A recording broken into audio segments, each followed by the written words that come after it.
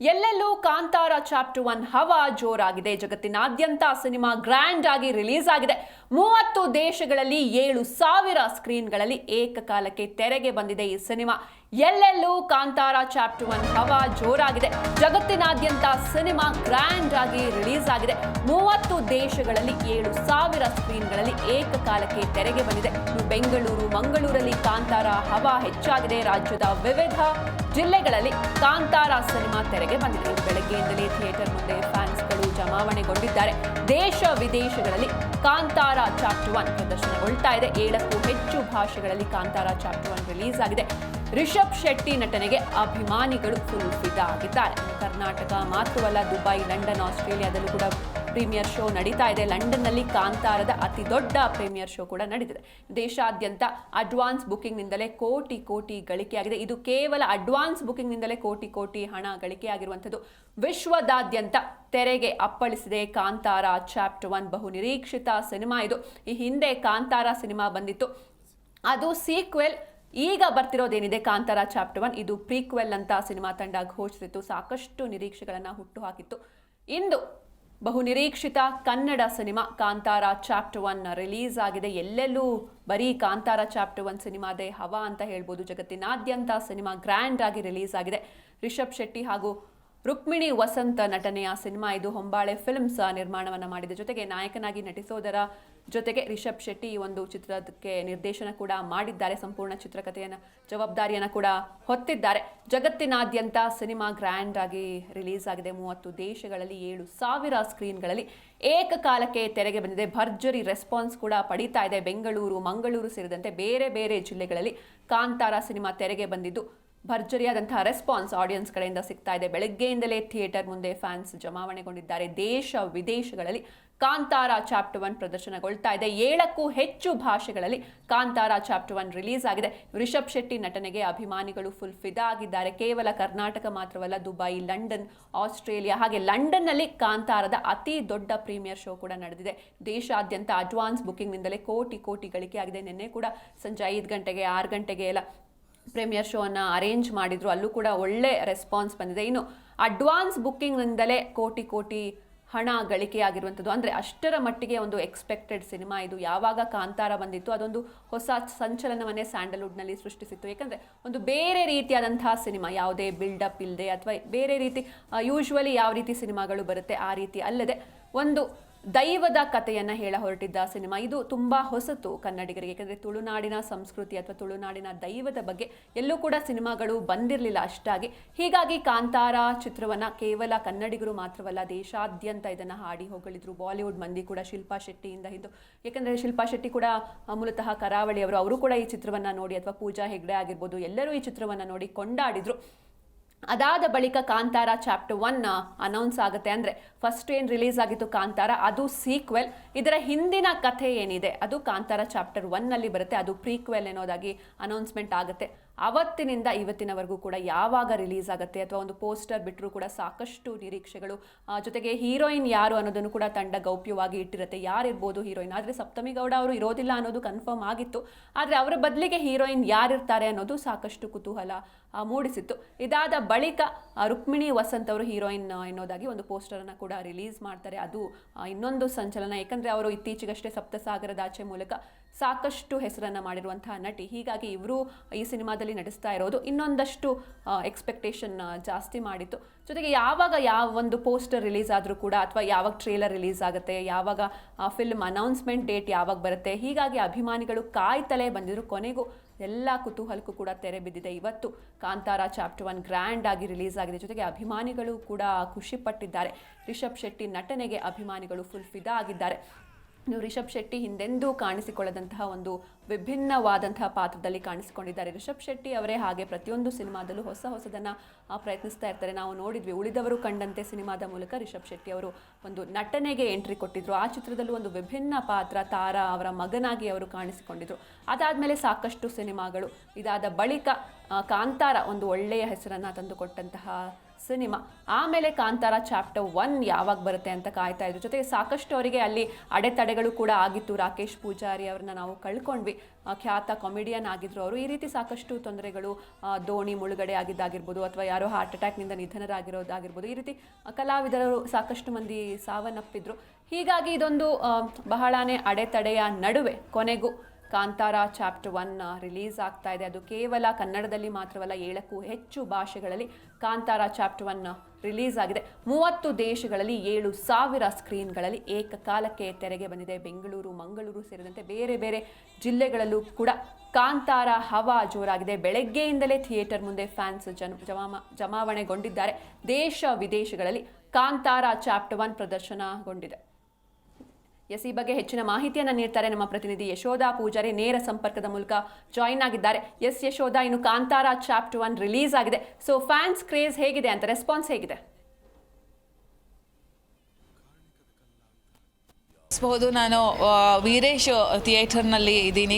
ಬೆಳಗಿನಿಂದಲೂ ಕೂಡ ಸಾಕಷ್ಟು ಸಂಖ್ಯೆಯಲ್ಲಿ ಅಭಿಮಾನಿಗಳು ಕಾಂತಾರ ಸಿನಿಮಾನ ನೋಡಬೇಕು ಅಂತ ಹೇಳಿ ಬೆಳಗ್ಗೆ 6 ಗಂಟೆಗೆ ಥಿಯೇಟರ್ಗೆ ಬಂದು ಒಳಗೆ ನೋಡ್ತಾ ಇದ್ದಾರೆ. ಸಿನಿಮಾವನ್ನು ಎಂಜಾಯ್ ಮಾಡಿಕೊಂಡು ನೋಡ್ತಾ ಇದ್ದಾರೆ. ಗಮನಿಸಬಹುದು, ಕರ್ನಾಟಕದ 400ಕ್ಕೂ ಹೆಚ್ಚು ಸಿಂಗಲ್ ಸ್ಕ್ರೀನ್ನಲ್ಲಿ ಈ ಸಿನಿಮಾ ರಿಲೀಸ್ ಆಗಿರುವಂಥದ್ದು. ಜೊತೆಗೆ ಇಡೀ ಓವರ್ ಆಲ್ ವಿಶ್ವದಾದ್ಯಂತ ಅಂತ ಬಂದರೆ 7,000ಕ್ಕೂ ಹೆಚ್ಚು ಥಿಯೇಟರ್ನಲ್ಲಿ ಸಿನಿಮಾ ರಿಲೀಸ್ ಆಗ್ತಿರುವಂಥದ್ದು. ಕಾಂತಾರ ಸಿನಿಮಾ ಅಂತ ಬಂದರೆ ನಮ್ಮ ನಾಡಿನ ಹೆಮ್ಮೆಯ ಸಂಸ್ಕೃತಿಯನ್ನು ಹೊಂದಿರುವಂತಹ ಸಿನಿಮಾ ಅಂತಲೇ ಹೇಳ್ಬೋದು. ಹೇಗಿರುತ್ತೆ ಈ ಸಿನಿಮಾ ಅಂತ ಹೇಳಿ ಸಾಕಷ್ಟು ದಿನಗಳಿಂದ ಸಿನಿಮಾಭಿಮಾನಿಗಳು ಕಾದು ಕುಳಿತು ಇವತ್ತು ಸಿನಿಮಾನ ನೋಡಿದ್ದಾರೆ. ಈಗ ನಾನು ಗಮನಿಸ್ಬೋದು, ನನ್ನ ವೀರೇಶ್ ಚಿತ್ರಮಂದಿರ ತುಂಬಿದೆ. ಹೌಸ್ಫುಲ್ ಬೋರ್ಡನ್ನು ಕೂಡ ನಾನು ನಿಮಗೆ ತೋರಿಸುವಂಥ ಪ್ರಯತ್ನವನ್ನು ಮಾಡ್ತಾ ಇದ್ದೀನಿ. ಸೊ ಕನ್ನಡ ಸಿನಿಮಾ ಇಂಡಸ್ಟ್ರಿಗೆ ಒಳ್ಳೊಳ್ಳೆಯ ಸಿನಿಮಾಗಳು ಬಂದಂಥ ಸಂದರ್ಭದಲ್ಲಿ 100% ಜನ ಬಂದು ನೋಡ್ತಾರೆ ಅನ್ನೋದಕ್ಕೆ ಇದು ಬೆಸ್ಟ್ ಎಕ್ಸಾಂಪಲ್ ಅಂತಲೇ ಹೇಳ್ಬೋದು. ಬೆಳಗಿನ 6 ಗಂಟೆಯ ಶೋ ಕಂಪ್ಲೀಟಾಗಿ ಕರ್ನಾಟಕದ ಬೇರೆ ಎಲ್ಲ ಭಾಗಗಳಲ್ಲೂ ಕೂಡ ಹೌಸ್ಫುಲ್ ಪ್ರದರ್ಶನ ಆಗ್ತಾ ಇರುವಂಥದ್ದು.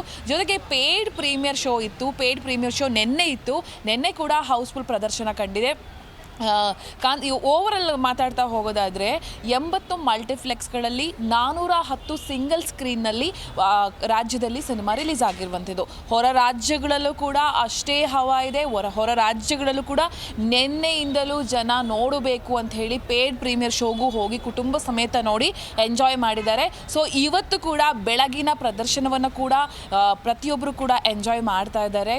ಕುಟುಂಬದ ಎಲ್ಲರೂ ಬಂದು, ಸಣ್ಣ ಮಕ್ಕಳಿಂದ ಹಿಡಿದು ಪ್ರತಿಯೊಬ್ಬರು ಕೂಡ ಬಂದು ಈ ಒಂದು ಕಾಂತಾರ ಚಾಪ್ಟರ್ 1 ಹೇಗಿರುತ್ತೆ, ದೈವದ ನರ್ತನ ಹೇಗಿರುತ್ತೆ, ದೈವಿ ದರ್ಶನ ನಮಗೆ ಯಾವ ರೀತಿ ಆಗುತ್ತೆ, ರಿಷಬ್ ಶೆಟ್ಟಿ ಅವರು ಈ ಸಿನಿಮಾದಲ್ಲಿ ನಮ್ಮನ್ನು ಯಾವ ರೀತಿ ರಂಜಿಸ್ತಾರೆ, ಇವರ ಡೈರೆಕ್ಷನ್ ಹಾಗಾದರೆ ಇಲ್ಲಿ ಹೇಗಿರುತ್ತೆ, ರುಕ್ಮಿಣಿ ವಸಂತ್ ಅವರ ನಟನೆ ಹೇಗಿರುತ್ತೆ, ಏನು ರಾಮ್ ಪಾತ್ರ ಆಗಿರ್ಬೋದು, ಬೇರೆ ಬೇರೆ ಪಾತ್ರಗಳಲ್ಲಿ ಕಾಂತಾರದಲ್ಲಿ ನಮ್ಮನ್ನು ರಂಜಿಸಿದವರು ಈ ಸಿನಿಮಾದಲ್ಲಿ ನಮ್ಮನ್ನು ಹೇಗೆ ರಂಜಿಸ್ತಾರೆ, ದಿವಂಗತ ರಾಕೇಶ್ ಪೂಜಾರಿ ಅವರ ದರ್ಶನ ನಮಗೆ ಯಾವ ರೀತಿ ಆಗುತ್ತೆ, ಅವರ ಪಾತ್ರ ಹೇಗಿರುತ್ತೆ, ಹೀಗೆ ಪ್ರತಿಯೊಂದನ್ನು ಕೂಡ ಕಾದು ಕುಳಿತು ಸಿನಿಮಾನ ನೋಡಿ ಅಭಿಮಾನಿಗಳು ಎಂಜಾಯ್ ಮಾಡಿದ್ದಾರೆ ಅಂತ ಹೇಳಿದರೆ ತಪ್ಪಾಗೋದಿಲ್ಲ.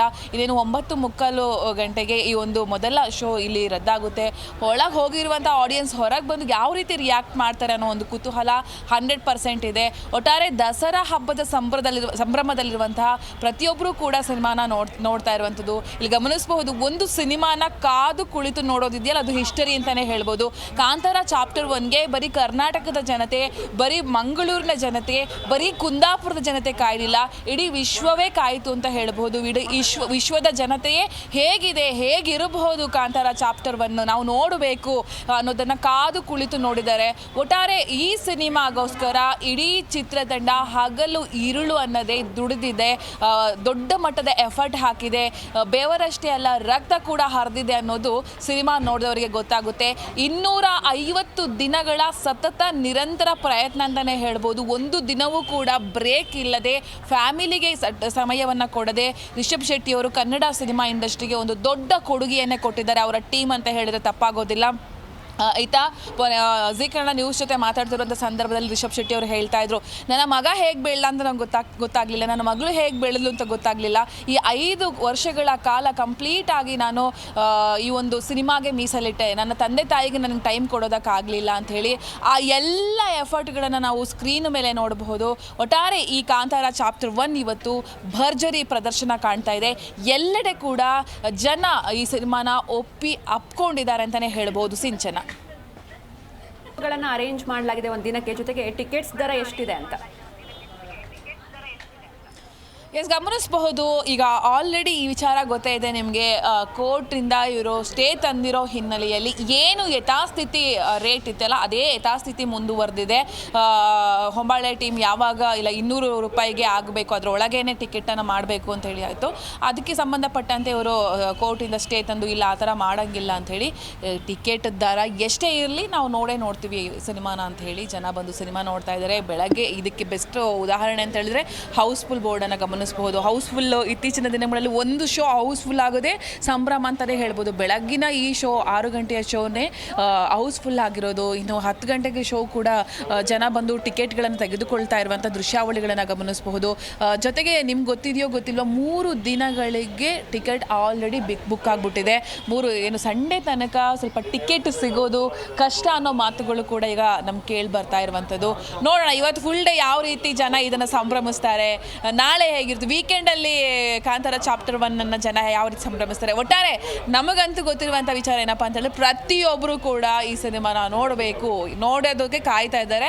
ಸೊ ಇವತ್ತು ಆದಷ್ಟು ಜನ ನೋಡ್ತಾರೆ, ಇವತ್ತು ಟಿಕೆಟ್ ಸಿಗಿಲ್ಲ ಅಂದರೆ ನಾಳೆ ನೋಡ್ತಾರೆ. ಸೊ ಎಲ್ಲೆಡೆ ಕೂಡ ಹೌಸ್ಫುಲ್ ಪ್ರದರ್ಶನ ಇದೆ ಅಂತಲೇ ಹೇಳ್ಬೋದು. Sinchana. Okay, thank you Yashodha Pujari ನಿಮ್ಮೆಲ್ಲ ಡೀಟೇಲ್ಸ್ಗಾಗಿ. ನಮ್ಮನ್ನು ನೋಡ್ಲಿಕ್ಕೆ ನೀವು ಬಂದಿದ್ದೀರಿ, ನಿಮ್ಮನ್ನು ನೋಡ್ಲಿಕ್ಕೆ ನಾವು ಬರಬಾರ್ದ? ಅದಕ್ಕೆ ಹತ್ರ ಬಂದದ್ದು. ಇದೆಲ್ಲ ನಿಮ್ಮೂರು ಗೊತ್ತಾದರೆ ನೀವು ನಮ್ಮಲ್ಲೇ ಬಂದಿರಬೇಕಾಗ್ತದೆ. ನಮ್ಮ ಯುವರಾಣಿಯೊಟ್ಟಿಗೆ ಇರೋದು ನೋಡಿದರೆ ನಿಮ್ಮ ಸಿಂಹಾಸನದ ಮೇಲೆ ಕೂರುವ ಹಾಗೆ ಕಾಣ್ತಾ ಉಂಟು. ಕುಲಕ್ಕೆ ಅಂಟಿದ ಕಳಂಕವನ್ನು ಕಾಂತರದಿಂದ ರಕ್ತದಿಂದ ತೊಳಿತೇನೆ. ಅರಸ ಯಾವಾಗ ಬೆಂಕಿನ ಕಟ್ಟಿ ಹಾಕದು, ಬೆಂಕಿಲೆ ಹುಟ್ಟಿದ್ದು